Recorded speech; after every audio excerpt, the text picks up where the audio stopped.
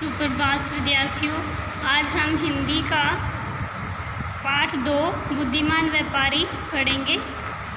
इसमें एक गधा और व्यापारी की कहानी है जो कि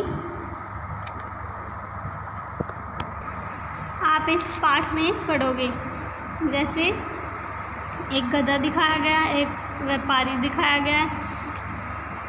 बहुत पहले की बात है, किसी गांव में एक व्यापारी रहता था। उसका नाम धनीराम था। वह बहुत परिश्रमी और दयालु था। उसके पास एक गधा था। प्रतिदिन सुबह वह गधे की पीठ पर नमक लादकर आसपास के गांवों में बेचने जाता था। रास्ते में उसे कई नाले और छोटी छोटी नदियां पार करनी पड़ती थी। एक दिन व्यापारी एक नदी पार कर रहा था, तभी अचानक गधा नदी में गिर पड़ा। एक दिन व्यापारी नदी पार कर रहा था, तभी अचानक गधा नदी में गिर पड़ा।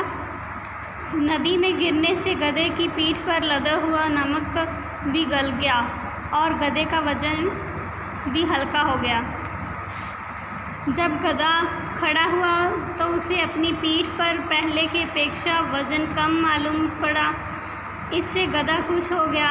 व्यापारी गधे को लेकर अपने घर वापस आ गया। घर आकर व्यापारी ने गधे को उसके स्थान पर बांध दिया।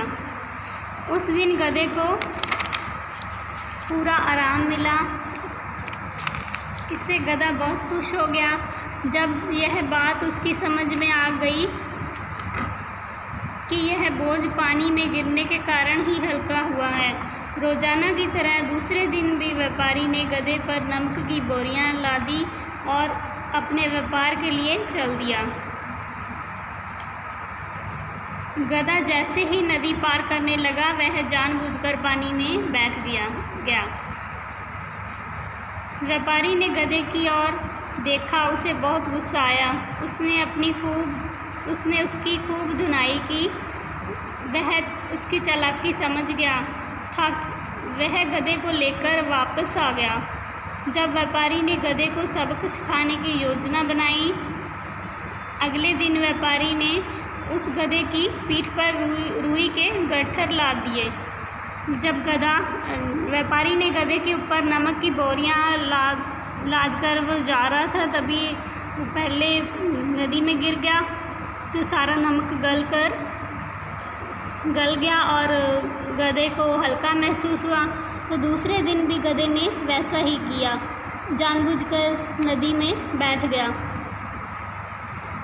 अगले दिन व्यापारी ने उस गधे की पीठ पर रुई के गट्ठर लाद दिए। आज गधे को अपना बोझ काफ़ी हल्का लग रहा था, लेकिन गधा तो गधा ही था। वह व्यापारी की चाल को नहीं समझ पाया। उसने अपने बोझ को और अधिक हल्का करने का मन बनाया। दूसरे दिन व्यापारी ने नमक की जगह रुई के गट्ठर ला दिए और गधे ने वैसा ही किया। वो नदी में बैठ गया जानबूझकर। तो जैसे ही गधा नदी में घुसा, उसे अपनी वही तरकीब आजमाई। वह पानी में बैठ गया, लेकिन जब यह खड़ा हुआ तो उसका बोझ बहुत ज़्यादा भारी हो गया। जब नदी से खड़ा हुआ तो पानी से भीगी हुई रुई का वज़न काफ़ी बढ़ गया था। रुई के गट्ठर ने खूब पानी सोख लिया। पानी से बाहर आने पर गधे को बहुत परिश्रम करना पड़ा।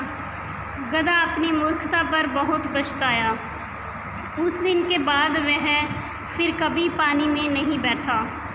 व्यापारी ने सोचा, मूर्ख सबक सिखाने से ही काबू में आते हैं। इस पाठ में ये बताया गया है कि हमें ज़्यादा चालाकी नहीं करनी चाहिए, जो कि हानिकारक होती है। आवश्यकता से अधिक चालाकी करना महंगा पड़ता है। इसके आगे हम प्रश्न उत्तर देखेंगे। व्यापारी का क्या नाम था? व्यापारी का नाम धनीराम था। व्यापारी किस चीज़ का व्यापार करता था? व्यापारी नमक का व्यापार करता था। आसपास के गांव में जाने का रास्ता कैसा था? रास्ते में छोटी नदियाँ व नाले पार करने पड़ते थे। गधे की पीठ पर लदा हुआ नमक कैसे गल गया? नदी में गिरने से गधे की पीठ पर लदा हुआ नमक गल गया। पानी में भीगने से रुई कैसी होगी? पानी में भीगने से रुई भारी होगी। व्यापारी ने गधे को सबक कैसे सिखाया? गधे की पीठ पर रुई के गट्ठर लादकर। आगे है जो रेगिस्तान भरने हैं, जैसे मूर्ख, चालाकी, नमक, नाले, गधे, नदियाँ। वह नमक का व्यापार करता था। रास्ते में उसे कई नाले और छोटी छोटी नदियाँ पार करनी पड़ी थी।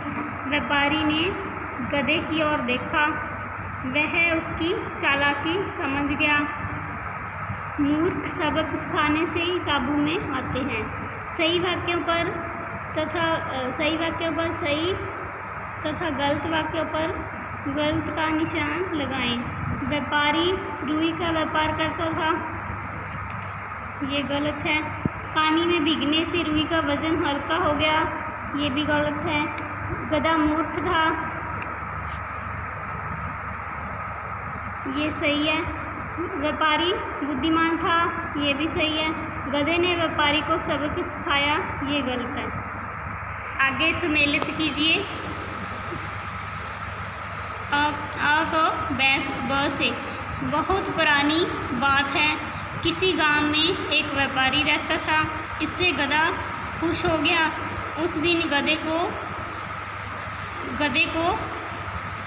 लेकर लौट आया। वह फिर कभी पानी में नहीं बैठा। सही विकल्प पर सही का निशान लगाएं। व्यापारी व्यापार करता था। किस चीज़ का व्यापार करता था? नमक का। व्यापारी रहता था, कहाँ रहता था? गांव में। व्यापारी को रास्ते में पार करने पड़े थे नाले, छोटी नदियाँ, ये सभी सही है। पानी में भीगने से नमक गल गया। नमक पानी में भीगने से गल गया। मूर्ख काबू में आते हैं सबक सिखाने से। मूर्ख सबक सिखाने से काबू में आते हैं। वास्तव में मूर्ख कौन था, गधा या व्यापारी? ये आपको बताना है। आपके अनुसार गधे द्वारा किए गए कार्य उचित थे या अनुचित, ये भी आपको बताना है। निम्नलिखित शब्दों के विलोमार्थी शब्द लिखिए। गांव का विलोम शब्द नगर, छोटी, बड़ी, अपनी, पराई, हल्का, गहरा, थोड़ा, ज़्यादा, पास, दूर, गलना, जमना, मूर्खता, चातुर्य, गुस्सा, प्यार, परिश्रम, विश्राम। और वर्ण विच्छेद करने हैं इसके। व्यापारी का जैसे व,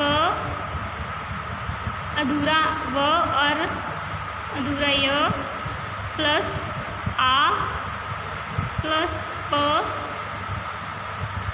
अधूरा प प्लस आ प्लस अधूरा व प्लस ई। व्यापारी। अचानक, इसी तरह अचानक का वर्ण विच्छेद करना है।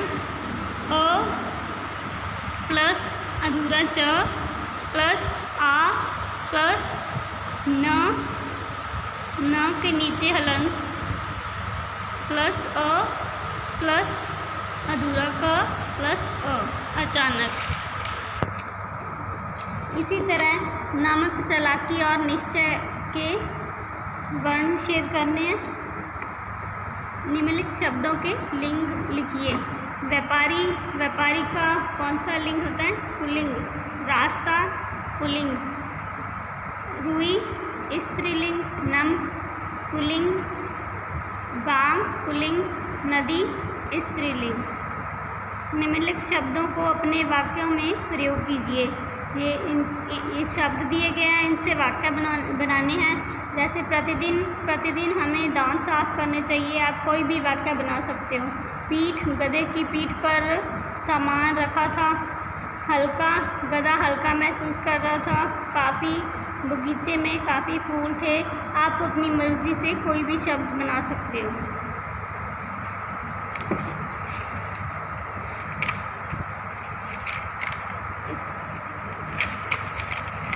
ये लेसन कंप्लीट हो गया। बुद्धिमान व्यापारी। इसके बाद हम आगे चिंटी और टिड्डा की कहानी पढ़ेंगे। धन्यवाद।